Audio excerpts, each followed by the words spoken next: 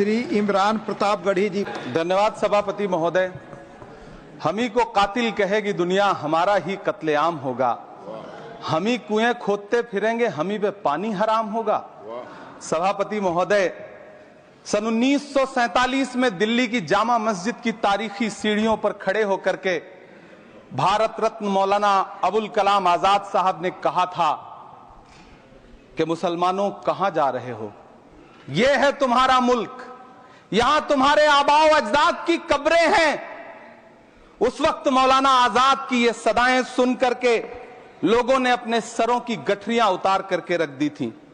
आज उसी दिल्ली में मौजूद देश की संसद में एक बिल आया है जो हमसे उसी जामा मस्जिद की सीढ़ियों के सबूत मांगेगा, जो उन्हीं सीढ़ियों के पास अपनी कब्र में सोए हुए मौलाना आजाद को फिर से कब्र से सदा देनी पड़ेगी कि ये जो कब्र है वो मेरी कब्र है, ये किसी सरकार की जागीर नहीं है।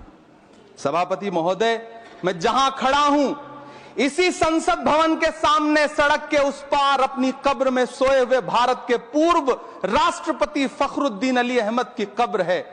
शायद अब उस कब्र से भी सदाएं आए कि ये कब्र मेरी कब्र है, ये सरकार की जागीर नहीं है।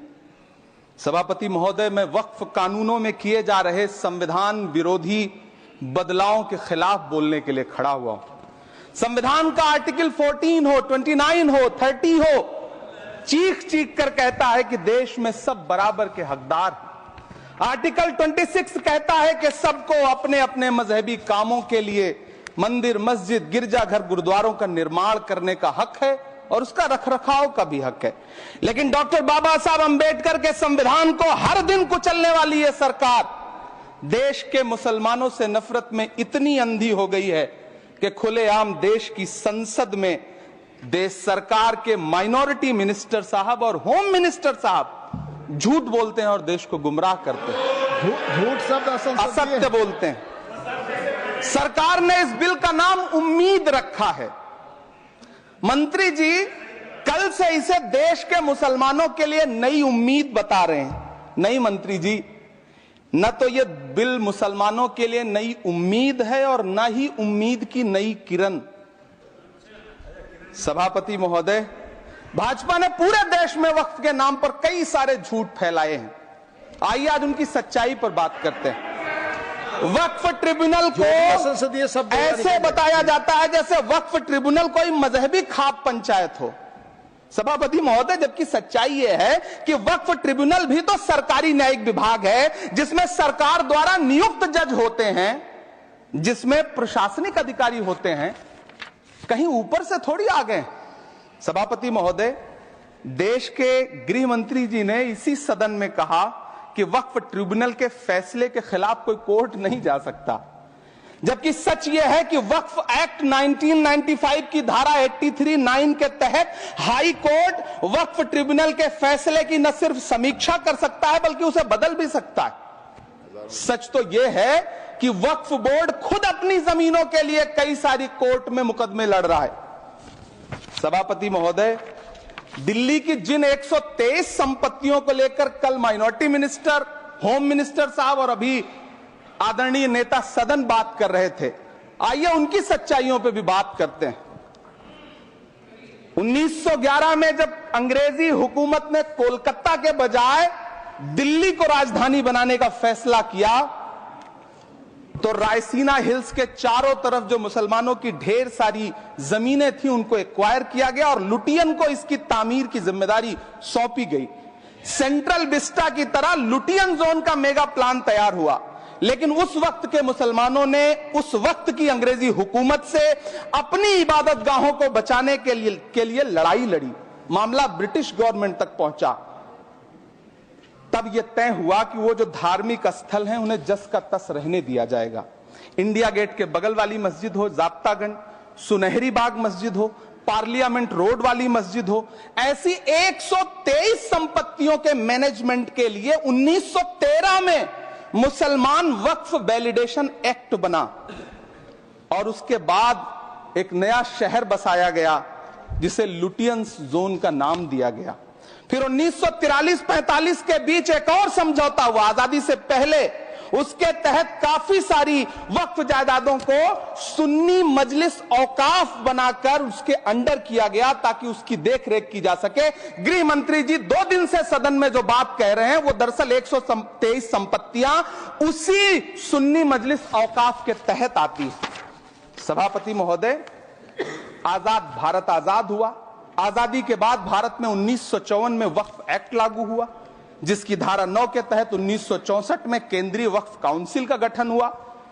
दिल्ली की वही 123 प्रॉपर्टीज को 1970 में सर्वे गजट करके गजट नोटिफाई किया गया।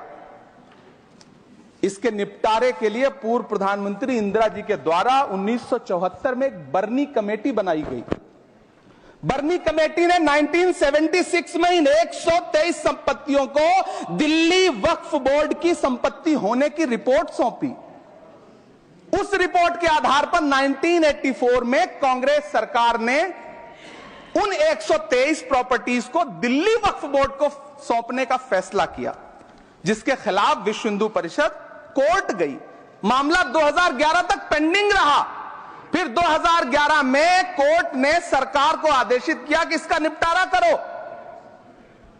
तब 2013 में तत्कालीन यूपीए सरकार ने दिल्ली की उन्हीं 123 जायदादों को बर्नी कमेटी की सिफारिशों के मुताबिक वक्फ बोर्ड के हवाले किया। यही वो प्रॉपर्टीज हैं जिनके नाम से गृह मंत्री जी कल से कांग्रेस को कोस रहे हैं। फिर आई 2014 में भाजपा की सरकार, जो तब से इन जमीनों को हड़पने की साजिश कर रही है। जिस बिल को मुसलमानों के हुकूक की हिफाजत करने वाला बिल बताया जा रहा है, उसी को पेश करने के लिए और उस पर बात करने के लिए लोकसभा में भाजपा सरकार के पास एक भी मुस्लिम सांसद नहीं है। जिस वक्त, मैं लोकसभा कह रहा हूं, सुना करिए, जिस वक्फ बिल को मुस्लिम महिलाओं को हक दिलाने वाला बताया जा रहा है, उसे संसद में पेश करने वाली पार्टी के पास न तो राज्यसभा में, न लोकसभा में, न देश की किसी विधानसभा में एक भी मुस्लिम महिला सदस्य नहीं।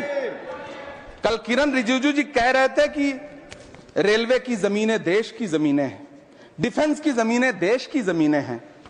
हां मंत्री जी, हैं, बिल्कुल हैं।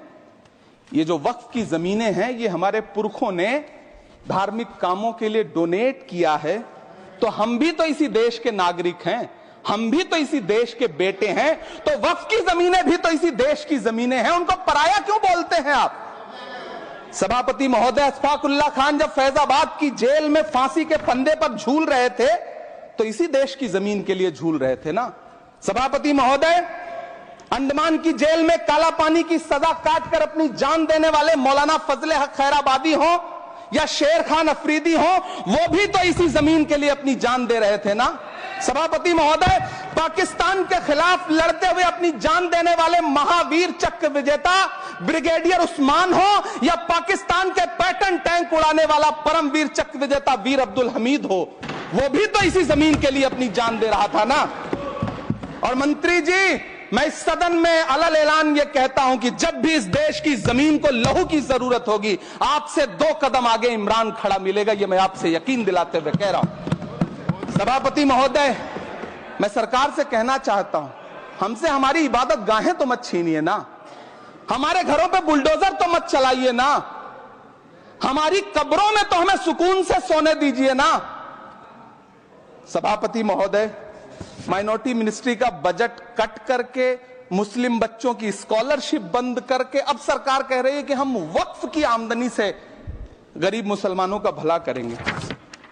गुजरात की बेटी बिल्किस के बलात्कारियों की रिहाई के बाद उन्हें माला पहनाने वाली लोगों के नेता ये कह रहे हैं कि यह बिल मुस्लिम महिलाओं को उनका हक दिलाएगा। धन्यवाद मोदी जी, क्या बढ़िया सौगातें मोदी दे रहे हैं आप। पहले हमें गुजराते मोदी दिया, आप सौगाते मोदी दे रहे हैं।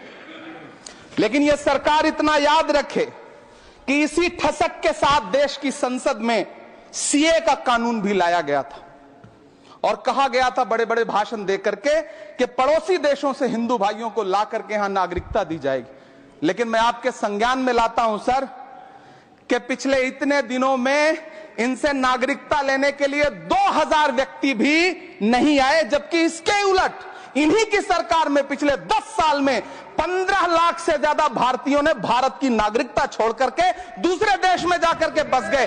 यह हुआ उस कानून का अंजाम। सभापति महोदय, इसी तरह की जिद के साथ किसानों के खिलाफ भी कानून लाए गए थे। जिस तरह आज वक्फ के फायदे गिनाए जा रहे हैं, उसी तरह से किसानों को भी कृषि कानूनों के फायदे गिनाए गए थे। लेकिन अंजाम क्या हुआ?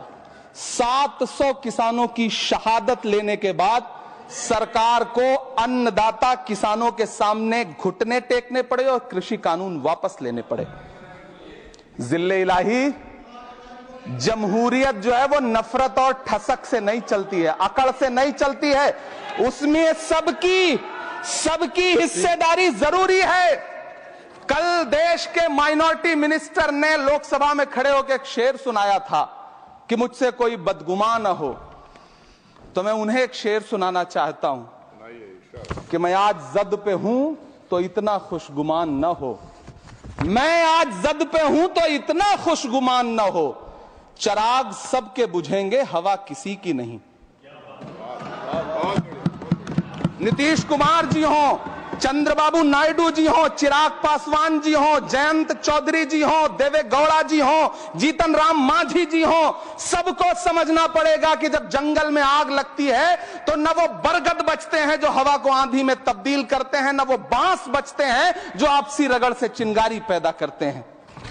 सभापति महोदय, जब देश को मनमोहन सिंह साहब जैसा काबिल प्रधानमंत्री मिलता है तो देश को आरटीआई जैसा एक्ट मिलता है, सेज जैसा एक्ट मिलता है, मनरेगा जैसा एक्ट मिलता है, लिबरलाइजेशन मिलता है, राइट टू एजुकेशन मिलता है, नेशनल फूड सिक्योरिटी एक्ट मिलता है।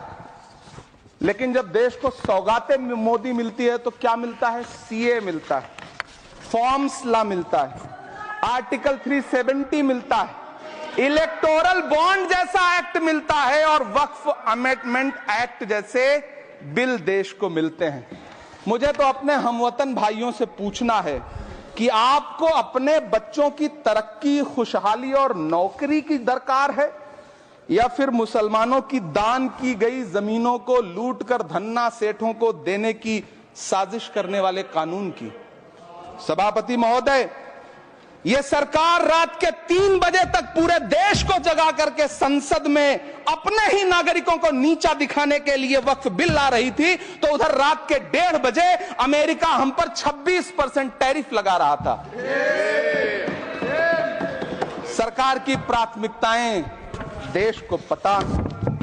सभापति महोदय, मैं बहुत भावुक हूं आज, और मुझे अच्छा लगा कि आदरणीय नेता सदन जगत प्रकाश नड्डा जी ने बहुत अच्छी बातें भी की, मन से बातें की। क्योंकि उनके नाम में प्रकाश जुड़ा है तो मैं उनमें हमेशा एक रोशनी की किरण देखता हूं।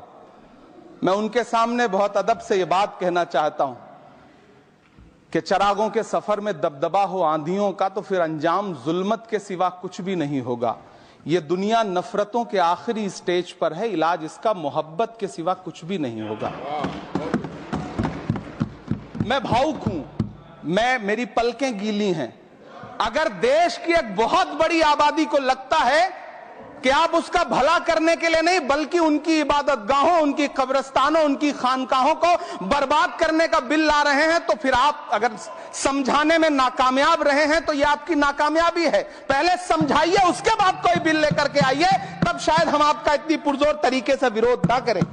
लेकिन सभापति महोदय, मैं अंत में सिर्फ इतना कहना चाहता हूं कि इस बिल में जो भी पॉइंट्स दिए गए हैं, बॉम्सी पोर्टल देख लीजिए, सरकार का झूठ आपको पकड़ में आ जाएगा। हम डरे नहीं हैं, हम सिर्फ सरकार से अपील कर रहे हैं कि हमें अपना समझिए।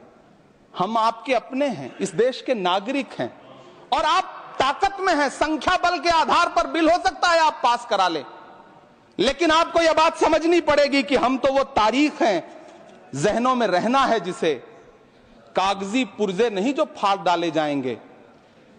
जिस जमीन पर मैं खड़ा हूं ये मेरी पहचान है। आप आंधी हैं तो क्या मुझको उड़ा ले जाएंगे? आपको यह बात समझनी पड़ेगी। आपको अगर इतना विपक्ष की तरफ से पहले जेपीसी में इतने सारे पॉइंट्स आए और उसके बाद कल से लोकसभा में और राज्यसभा में सुझाव आप सुनने को तैयार नहीं है, लोगों की शंका को दूर करने के बारे में आप बिल्कुल सोच नहीं रहे, बस आप कह रहे हैं यह बिल उम्मीद की नई किरण है। नहीं साहब, इसे भले किरण जी लेके आए हैं, लेकिन ये उम्मीद की नहीं बल्कि नाउम्मीदी की किरण है। और इस देश की एक बहुत बड़ी आबादी इस बात से खदशे में है, शक में है कि आप सीधे उनकी जमीनों को लूट करके धन्ना सेठों को बेचना चाहते हैं। मेरी अब भी आपसे अपील है कि इस बिल को वापस लीजिए। यह बिल कहीं से आपके अपने नागरिकों के लिए अच्छा नहीं है। यह बिल सिर्फ इस देश के मुसलमानों को नीचा दिखाने का और अपने एक ऐसे मतदाता वर्ग को खुश करने का बिल है जिनको इस बिल के पास हो जाने से कुछ मिलेगा भी नहीं। लेकिन आप एक नैरेटिव देना चाहते हैं, एक मैसेज देना चाहते हैं। मेरी आपसे अपील है कि कृपया ये जो सबका साथ सबका विकास का नारा है, इस नारे को रत्ती भर तो चरित्रार्थ कर दीजिए। बहुत बहुत धन्यवाद।